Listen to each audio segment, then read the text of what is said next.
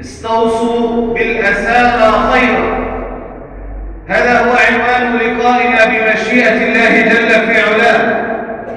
الله أسأل في عليائه وكبريائه ألا يكلني إلى نفسي طرفة عين، وأن يجعل أقوالنا وأعمالنا وأحوالنا خالصة لوجهه الكريم، وأن يجنبنا وإياكم الفتن ما ظهر منها وما بطن، وأن يديم علينا وعليكم نعمة الاجتماع على خير.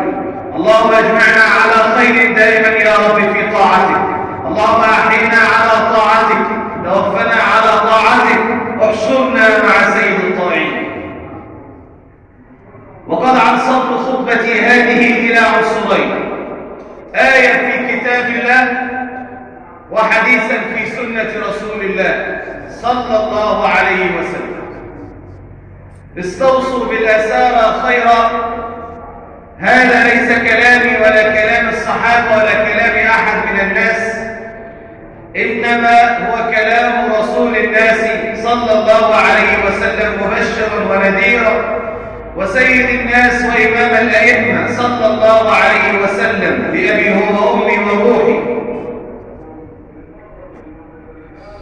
وقد ناظرنا وشاهدنا عيانا جهارا من هذه الفيديوهات المتداولة عبر الوسائل الاجتماعية وعبر الإنترنت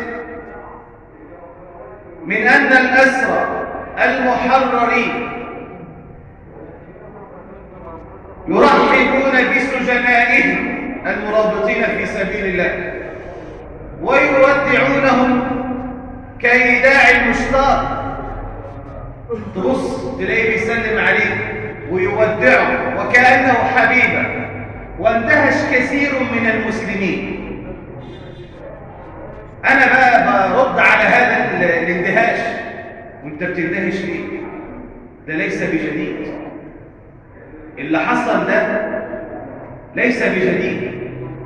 إسلامنا أمرنا بكده، أن نحسن إلى الأسارى وإلى الأسرى، وهذه وصية النبي محمد صلى الله عليه وسلم، أن نحسن إليهم، أن نطعمهم وأن نسقيهم. الآية بقى اللي هي هنقف معاها شوية، قلناها قبل كده، بس عايزك تقف معاها وقفة متدبر، مش آية والسلام. احنا كلنا بنسمعها كتير، لكن وقفنا على معانيها كلمة كلمة إلا من رحم ربك. اسمع بقى الآية دي: ويطعمون الطعام على حبه مسكينا ويتيما وأسيرا.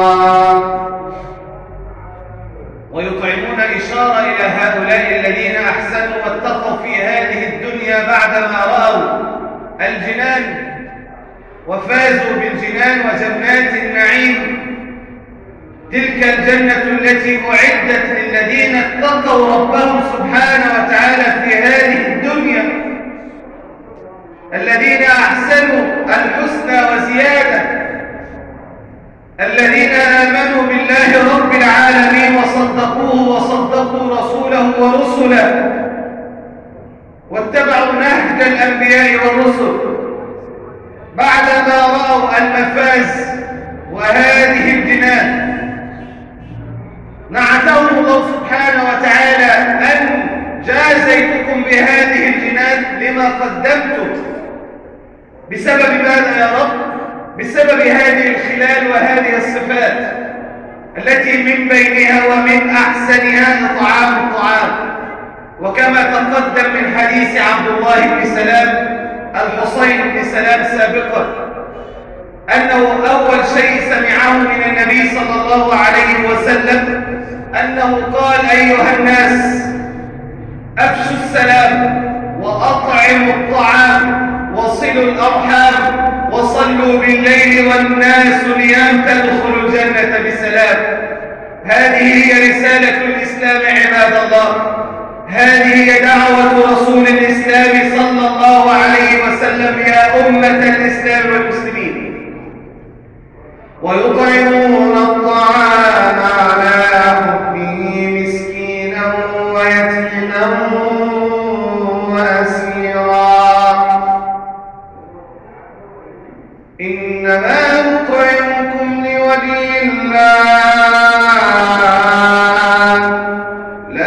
نريد منكم جزاء ولا شكورا.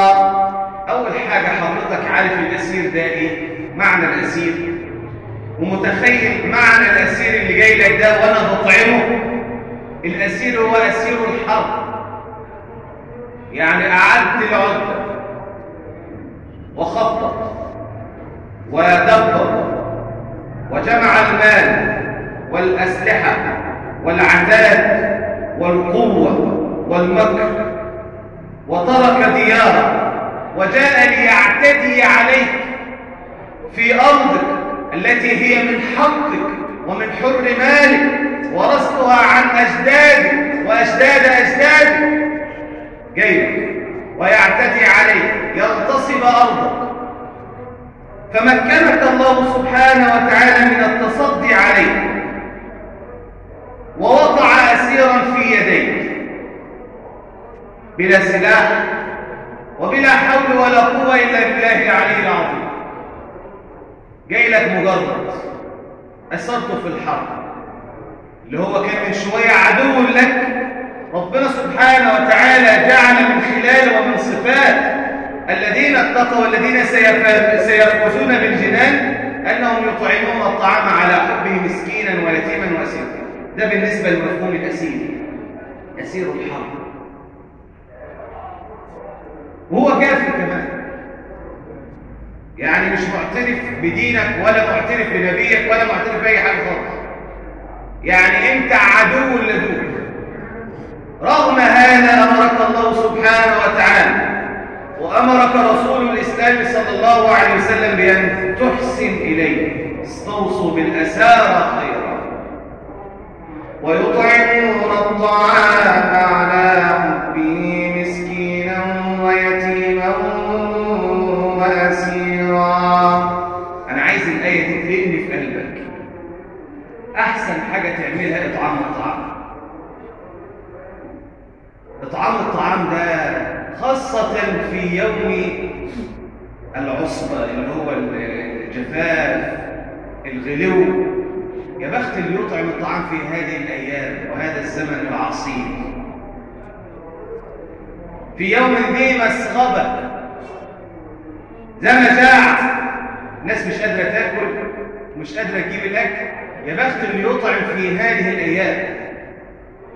ربنا سبحانه وتعالى جعل الأجر على الأسير، إطعام الأسير، فما بالك إذا كان مسلم مستضعف ليس له حول ولا قوة إلا بالله العظيم. ويطعمون الطعام على حبه مسكينا.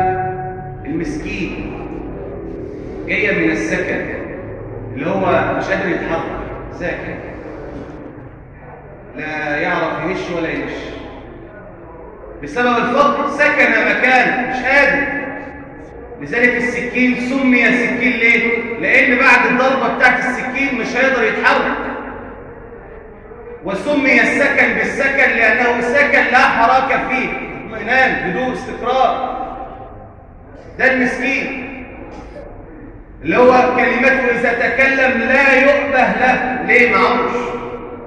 أما صاحب المال كله بيسمعه، كله بيعمل له ألف حساب، لكن ده مسكين يا عيني. ربنا سبحانه وتعالى أمرك أن تطعمه وأن تحسن إليه. يبقى بالترتيب كده. ويطعمون الطعام على حبه. خد بالك على حب ديت هنقف معاه بس شوية. مسكينا ويتيما الذي لا أم له ولا أب له. والأب والأم طبعا اللي هيحس بالكلام ده اللي هو فاقد أحد الوالدين، ولا يشعر بهذا الكلام إلا الآباء والأمهات. معنى ان انت يكون لك أب، حتى بيقول لك لما أبوه يموت رغم ممكن يكون شحط وطويل وعنده 40-50 سنة يقول لك ظهر اتكسر. تصدق الكلام ده؟ الأب والأم مفيش حد أحد بعد الله سبحانه وتعالى منهما في هذه الدار. بس اليتم بقى لا يتم بعد احتلال، عشان برضه مسألة فقهية. لا يتم بعد احتلال، فربنا سبحانه وتعالى أمرك أن تحسن وأن تطعم هذا اليتيم الذي فقد أحد والديه أو فقد والديه، أن تطعمه وأن تحسن إليه وأن تعطف عليه. مع الكلام ده الموضوع هو العطف. وأسيرا اللي هو أسير الحرب، اللي هو مربط الفرس بتاع الخطبة بتاعت الحرب. وأسيرا يعني يا رب ده جاي يعتدي عليا وجاي يضربني وجاي يزين وجاي يموتني وجاي يقتل أولاده وجاي ولما وقع تحت إيدي أطعمه أأكله. اسمع بقى الدهية. بل إن النبي صلى الله عليه وسلم لما أسرى بدر أوصى النبي صلى الله عليه وسلم الصحابة أن يحسنوا إليه. شوف بقى اللي جاي. فكان السجن، مش عايز أقول سجناء لأن أصلا ده مش سجن، هو مجرد بس إيه، هدنة فترة كده، مش محبوس، لا يعني تحت رقابة ومفاوضات سياسية، إما منا بعد وإما فداء كما سيأتي. خلاص.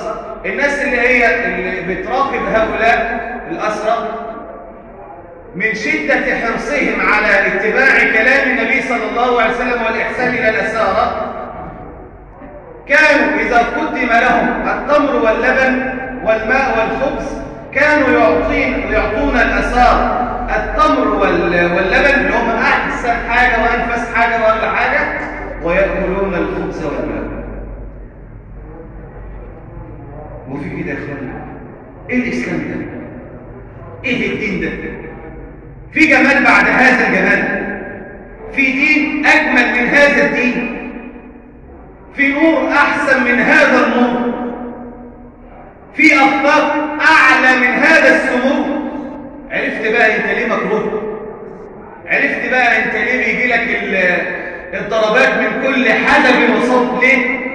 لان مفيش زيك.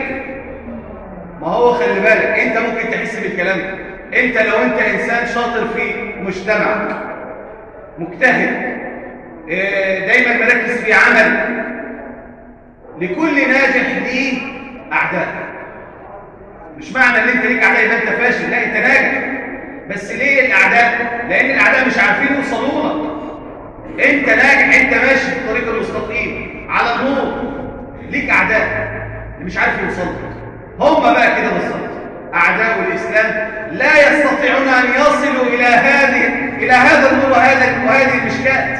ليه؟ حاجه عاليه في القمر في السماء مش عارف يوصل.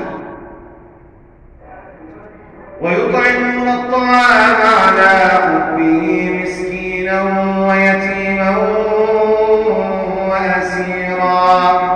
طب مسكين ويتيم هبلعها مننا وعلينا وزيتنا في ايدينا، مسلم. طب واسيره ده اطعمه ليه؟ وخد بالك بقى على حبه. ايهما اشد؟ اللي انا اطعم الطعام وانا شبعان ام انا جائع؟ طبعا اطعم الطعام وانا شبعان. لا، هنا بقى وانا جائع على حبه، يعني فيها ايثار، فيها انا معايا. وشفنا واللي ملاحظ شاف الفيديوهات تلاحظ تلاقي العصير والمعلبات وتلاقي الماء. واهل غزه اخواننا مفيش الكلام ده عندهم.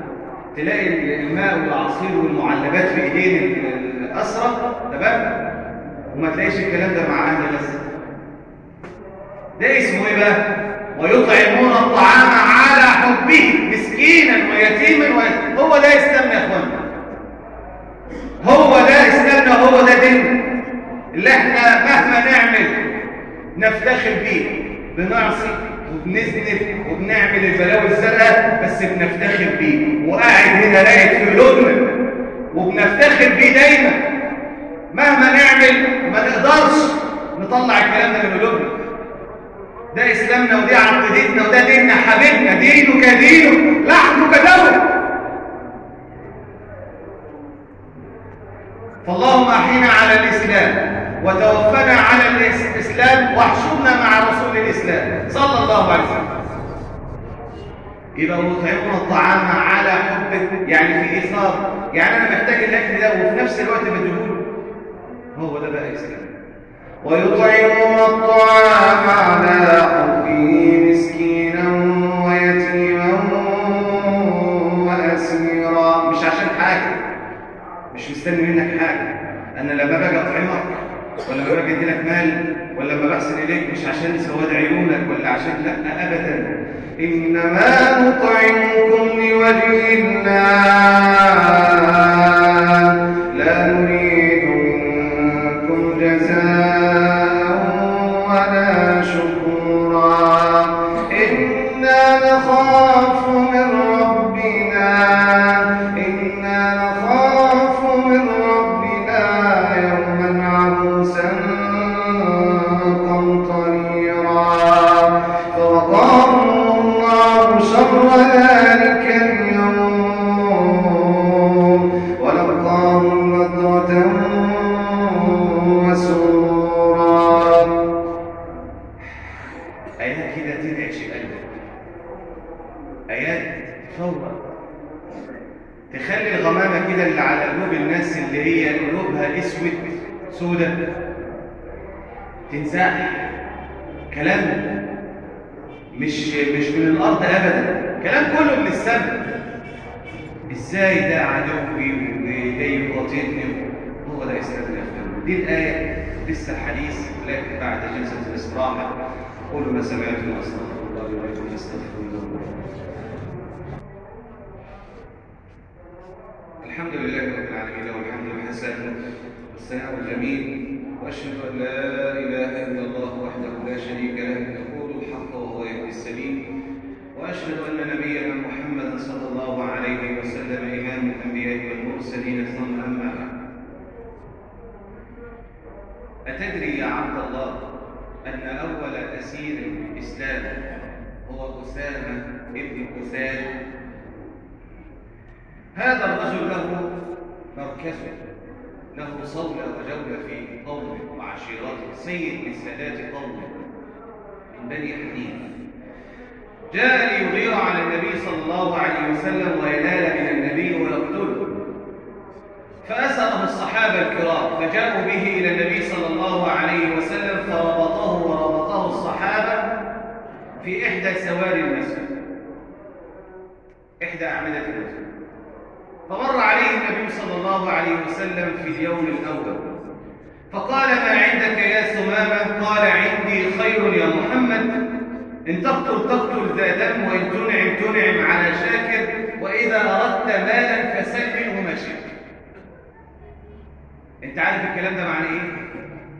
معناه إن هو بيهدد النبي صلى الله عليه وسلم اللي هو رئيس الجمهورية أيام. تخيل انت مربوط ومفيش حد معاك اتبعك وبتهدد، اللي هو بإشارة منه صلى الله عليه وسلم القلوب هيقتل. يا اخوانا الناس هناك مفكره، او بعض الناس، ان الاسلام على طول قتل وذبح والكلام ده.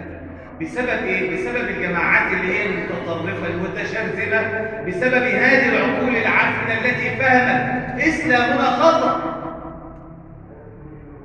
عمر ما الإسلام كان دعوة إلى القتل وإلى الدمار وإلى الخراب. أحسن دليل أهو الخطبة بتاعته النهارده. بقول لك جاي يضربني ويقتلني ويموتني وبقى الكلب، لو وقع تحت إيدي بقى الكلب. ده بالعكس، لو في أكل وعيالي محتاجينه لا أفضل هذا الأسير على الأولاد. في كلام بعد الكلام ده يا إخوانا؟ يبقى تقول لي الإسلام بقى إرهاب والكلام ده؟ لا، الكلام ده خلاص اتكشف. وسبحان الله يريدون أن يطفئوا نور الله بأفواههم ويأبى الله إلا أن يتم نوره ولو كره الكافر. إن تقتل ذا دم، وإن تنعم على شاكر، وإذا أردت مالا فسل منه ما شئت. أنت لو هتقتلني أنت حر. إن تقتل ذا دم، وإن تنعم على شاكر، هتسيبني هتلاقي الجزاء ما شاء الله. وإن تنعم على شاكر، وإذا أردت مالا كل اللي أنت عايزه أي رقم ولا يجوز. فلم يجوبه النبي صلى الله عليه وسلم وتركه ومشى. اجا في اليوم الثالث: ما عندك يا ثمامة؟ قال: عندي خير يا محمد، إن تقتل تقتل ذا دم، وإن تنعم على شاكر، وإذا أردت مالا فسل منه ما شئت. ما جاوبوش برضه، سابوا مشي. في اليوم الثالث نفس الكلام، نفس المقال: ما عندك يا ثمامة؟ أجابوا نفس الإجابة. فقال النبي صلى الله عليه وسلم: شوف بقى الرد ورد الفعل: ما كان الرفق في شيء إلا زاد، وما نزع الرفق من شيء إلا شاد. فقال النبي للصحابة: أمر جمهوري، أطلقوا ثمامة. فلما أطلقه النبي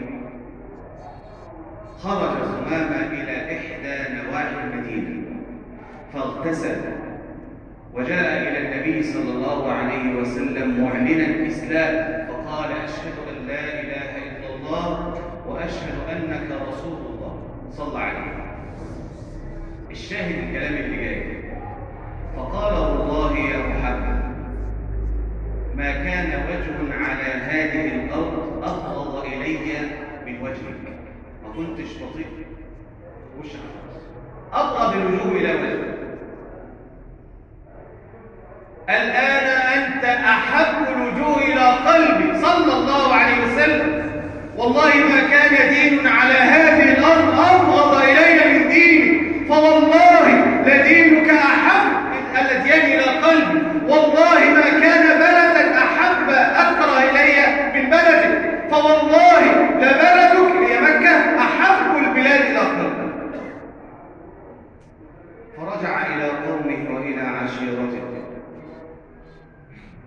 ورأوا تغيرات في وجه ثمامة بن أساد، فقالوا: صبت، يعني أنت اتبعت نهج محمد. فقال: بل أسلمت وأعلن أشهد أن لا إله إلا الله وأشهد أن محمد رسول الله. ثم وقف، شوف بقى رد الفعل بقى اللي هو لا يبالي على هذه الدنيا: والله لا تمر حنطة حب، حنطة اللي هي الشعير، لا تمر حنطة حب على دياركم حتى يأذن رسول الله صلى الله عليه وسلم. شوف العزة، والنبي ما عملوش أي حاجة، اللي هو إيه؟ أطلقوا ثمامة، عفى عنه. هو ده إسلام يا إخوانا. فإما منا بعد وإما فداء. المن اللي هو العفو بلا مقابل، وإما فداء اللي هي أسير بأسير أو أسير ب10 زي ما شفنا، يا إما بمال بفدية. هو ده الإسلام. شاء من شاء وأبى من أبى، إلا أن يظهر الله سبحانه وتعالى نور الحق وتسطع شمس النور في كل مكان في العالم، ليبين الله سبحانه وتعالى حقيقة إسلامنا وحقيقة نهج رسولنا صلى الله عليه وسلم. ونسأل الله تبارك وتعالى أن يحيينا جميعا على هذا الدين، وأن يتوفانا على هذا الدين، وأن يحشرنا جميعا بقدرة قدير المقتدر تحت لواء سيد هذا الدين محمد رسول الله صلى الله عليه وسلم. اللهم اغفر لنا ما قدمنا وما أخرنا وما أسررنا وما أعلنا وما أنت أعلم به منا. أنت المقدم وأنت المؤخر، لا إله إلا أنت. اللهم انصر الإسلام وأعز المسلمين، وأذل الشرك والمشركين، ودمر أعداءك أعداء الدين. اللهم عليك بهم فإنهم لا يعجزونك. اللهم اهزمهم في برك وبحرك وجوك. اللهم احفظ مصرنا من كل مكروه وسوء. اللهم ارفع عنا البلاء والغلاء والوباء.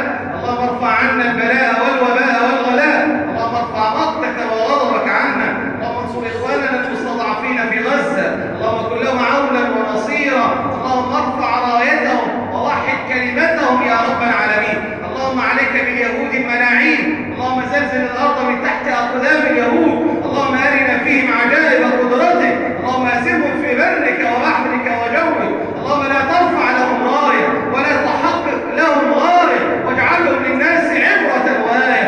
لا إله إلا أنت سبحانك إنا كنا من الظالمين. وآخر دعوانا الحمد لله رب العالمين. صلى الله وسلم وبارك على عبدك وخليلك محمد وعلى آله وصحبه أجمعين. الله